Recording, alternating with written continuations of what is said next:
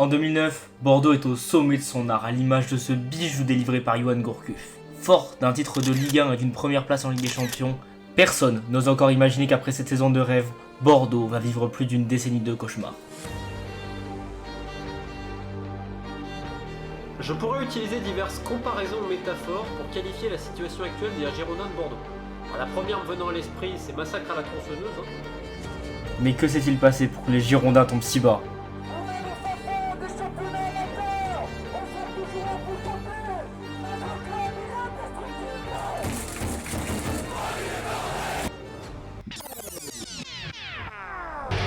Premier match officiel de la saison et premier succès. Bordeaux remporte le trophée des champions au tir au but face à Lyon. Après un été 2009 festif, les Girondins recommencent en patron leur saison.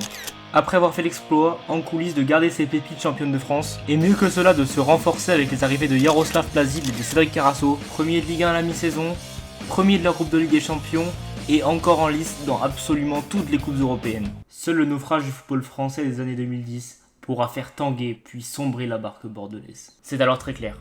Le peuple français ne veut plus de Domenech et veut ériger Laurent Blanc en sauveur de la nation. Peu importe le sort des Girondins. À tel point qu'avant 2 matchs de coupe pouvant constituer le tournant de la saison, Laurent Blanc est obligé de donner une interview pour remettre les points sur les i. J'ai décidé que maintenant, dès qu'on allait me poser une question qui commençait par si, je n'y répondrai pas. Et dès qu'il y a une question qui concernera mon avenir ou l'équipe de France, je n'y répondrai pas. Et puis je pense que c'est un manque de respect. À longueur de saison, je dis aux joueurs d'être respectueux, de moi-même essayer d'être respectueux. Et je pense que vous ne l'êtes dans certaines circonstances pas du tout. Et ça n'a pas manqué. Dans ces circonstances, Bordeaux perd les pédales. Eux qui semblaient intouchables se font sortir de la Coupe de France par Monaco en février, 2-0. Manque à nouveau le coche en finale de la Coupe de la Ligue contre le rival marseillais le mois suivant. L'équipe est en déroute et les échéances s'enchaînent. Pas de temps pour les regrets, un match historique les opposant à l'OL en quart de finale de Ligue des Champions les attend.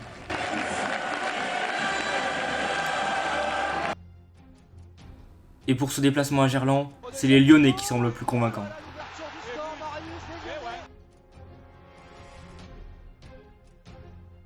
Et malgré un sursaut impulsé par Marouane Chamakh,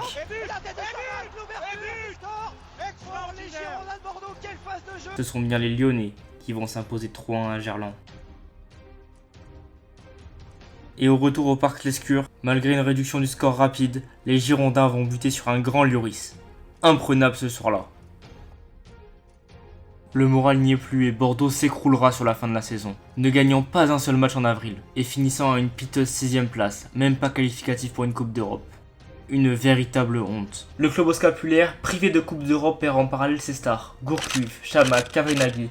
Tous quittent le navire et seront remplacés dans la foulée par des joueurs tout aussi coûteux mais moins performants. Le déficit structurel, bien que comblé par M6, se creuse davantage chaque saison, alors que le club perd en parallèle de sa superbe.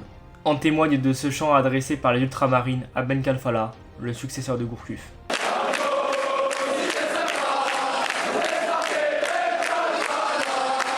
Septième en 2011, 5e en 2012, les Marinés Blancs n'arrivent plus à figurer dans le podium d'une Ligue 1 sur laquelle ils marchaient encore quelques années auparavant. Et dans cette période peu palpitante, la Ligue 1 perd en qualité et les 0-0 se multiplient. Il devient alors clair que Bordeaux ne joue plus parmi les grands et les supporters le font savoir.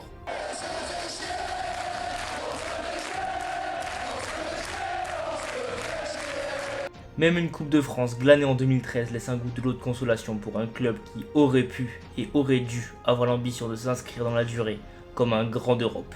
En 2014, une folle rumeur court. Un certain Zinedine Zidane serait pressenti pour remplacer Francis Gillot et qui, accompagné d'investisseurs, rêverait de replacer le blason brodé du scapulaire sur la carte du football français.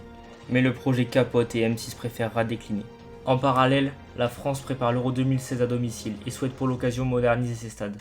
Bordeaux est alors contraint de changer de stade. Un réel crève-cœur pour les supporters, qui organiseront en son honneur une dernière fête. Adieu Lescure.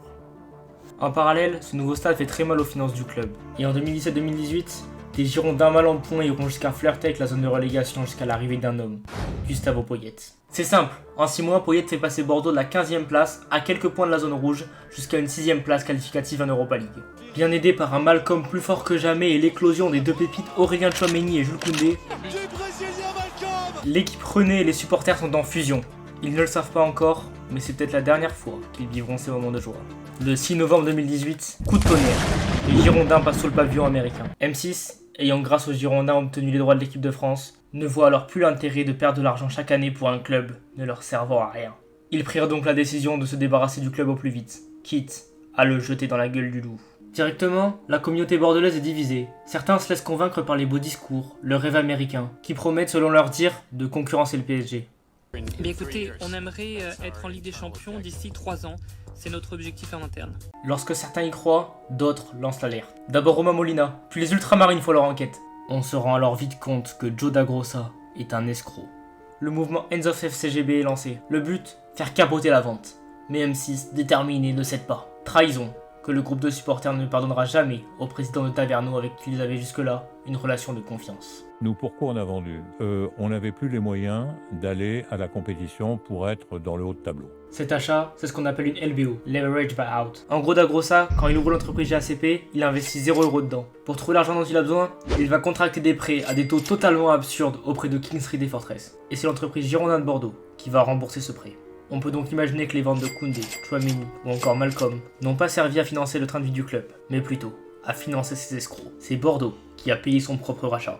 Dans le même temps, l'entraîneur Gustavo Poyet fustige ses dirigeants pour avoir vendu un joueur clé sans lui en parler. On arrivait à l'hôtel aujourd'hui à 11h45, d'abord il n'était pas là. On l'appelait, il était à Montpellier. C'est un honte qu'ils ont fait ça contre moi, contre les joueurs et contre les supporters.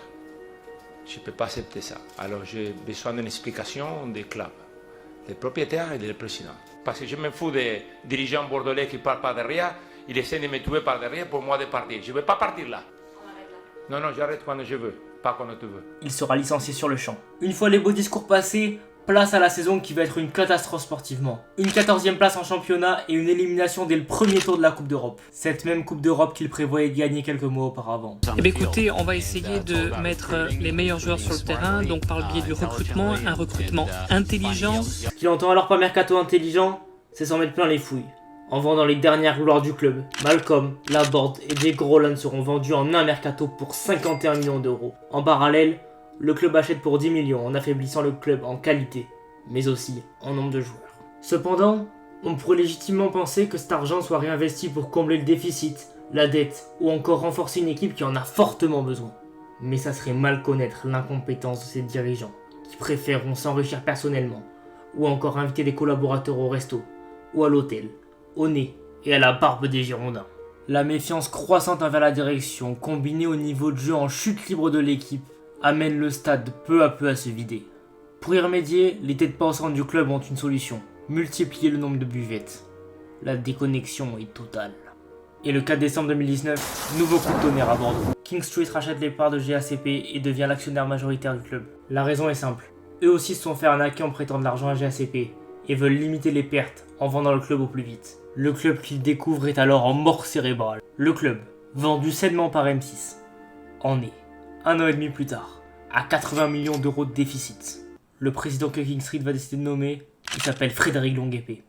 Et il va transformer ce climat morose en une véritable guerre civile. Il déclarera dans une réunion privée vouloir mater les ultras, il falsifiera la billetterie pour qu'on ne puisse plus acheter de place au virage sud. Au passage, vrai multi-dictateur ça Frédéric. Des chants et des banderoles lui seront adressés.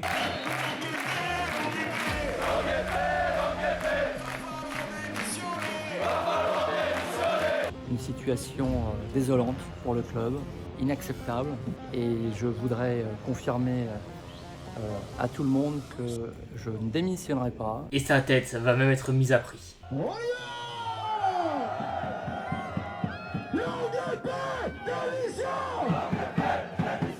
Et décidément, tout semble tourner en la défaveur des Girondins. La Ligue 1 s'arrête précipitamment à cause du Covid et Bordeaux finit à une triste 12e place. Le manque à gagner met le club au bord de la banqueroute et Bordeaux dépense 0 € pendant le mercato estival. Il ne se renforcera qu'avec l'arrivée de Ben Arfa le dernier jour du mercato, libre de tout contrat. Et c'est dans ce contexte délétère que Frédéric Longuepée, président du club, annonce le nouveau logo des Girondins de Bordeaux, qui en plus de bafouer l'identité du club, coûte 3 millions d'euros dans un contexte où chaque euro compte. Et ce sera agacé, paix à son âme, que sera confiée la mission presque perdue d'avance de maintenir le club. Et il ne sera pas aidé par son board car en plein milieu de la saison, King Street annonce se désengager des Girondins. Le club est alors immédiatement mis sous la protection du tribunal de commerce de Bordeaux et la DNCG le rétrograde en Ligue 2 à titre provisoire. La pression sur les joueurs est inouïe, ils le savent. S'ils ne se maintiennent pas en Ligue 1, c'est la fin de 140 ans d'histoire. L'heure est à l'union sacrée entre les joueurs, les supporters et la direction. Il faut sauver les Girondins. Et Bordeaux se fait très très peur.